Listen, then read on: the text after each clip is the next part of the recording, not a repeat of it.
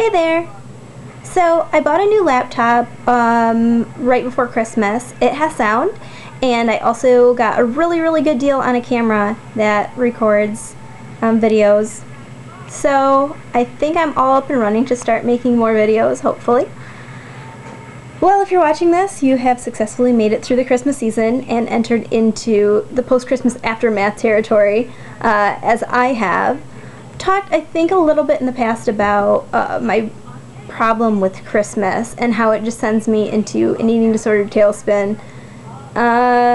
This year I was hoping it would be different, like every year, and like every year I've sort of run into the same roadblocks, had experienced, some of the same challenges, and it is, for me, like I imagine some other people, a difficult time, but working to hopefully get through it, and so we'll see how that goes.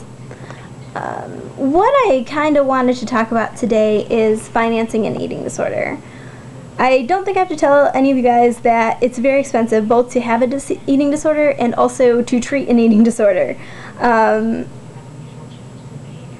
Looking back over the past, it's been over a decade now that I've dealt with these issues. I don't even want to know how much money that I've spent on things like, unnecessary food, diet pills, all of those different things that sufferers tend to spend their money on. I think it would blow my mind, and I think it would be really depressing to me to know how much money is squandered that I don't have anything to show for.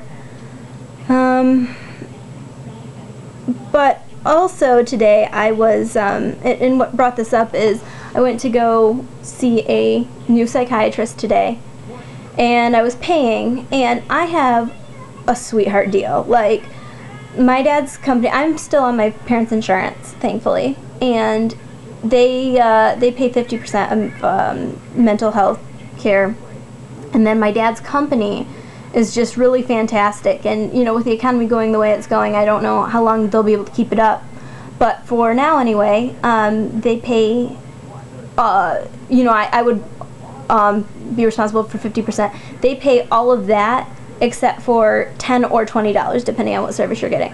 So that is, it's an amazing plan, but even being in the situation I am in, like I said, I did lose my job, and I picked up some temporary kind of minimum wage menial work at the moment, but even that is really, it's something that I don't like to pay, and it's something that's kind of a burden in my mind about thinking about having to pay it.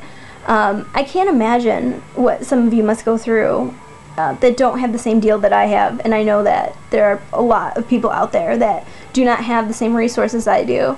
I was curious as I paid, wrote out my check for $20, how people afford it. I would imagine that you have to make some hard choices, and you probably have to make some financial sacrifices in order to afford the treatment that you need. And I imagine it must really have to take priority, and I really commend everybody out there who is doing those sorts of things. But I was kind of curious because I have no idea, what do some of you have to pay for your treatment? And I'm sure it varies geographic regions, and Canadians probably it's totally different. But like I said, you definitely had a epiphany that resulted in great appreciation for those who are out there working really hard, paying ridiculous amounts of money to go get the help that you need. So good for all of you. Whoa, sorry, distracted. Let's see what's up. I want to get around to watching some of your videos. To be honest, I haven't seen any videos in a long time. Like I said, I just got my laptop with sound, so I'm excited to listen to videos. Don't even know how many of you still do this. Hopefully I'll be able to catch up with some of you. But yeah, other than that, I don't know. I try not to talk about the negative aspects. You know, like I said, it's kind of a rough time for me. I'm sure for a lot of you. I feel like why would you guys want to listen to like me talk? You know, I don't ever want to trigger anybody or whatever. But I think I'm just starting to ramble. Been doing a lot of crafts lately.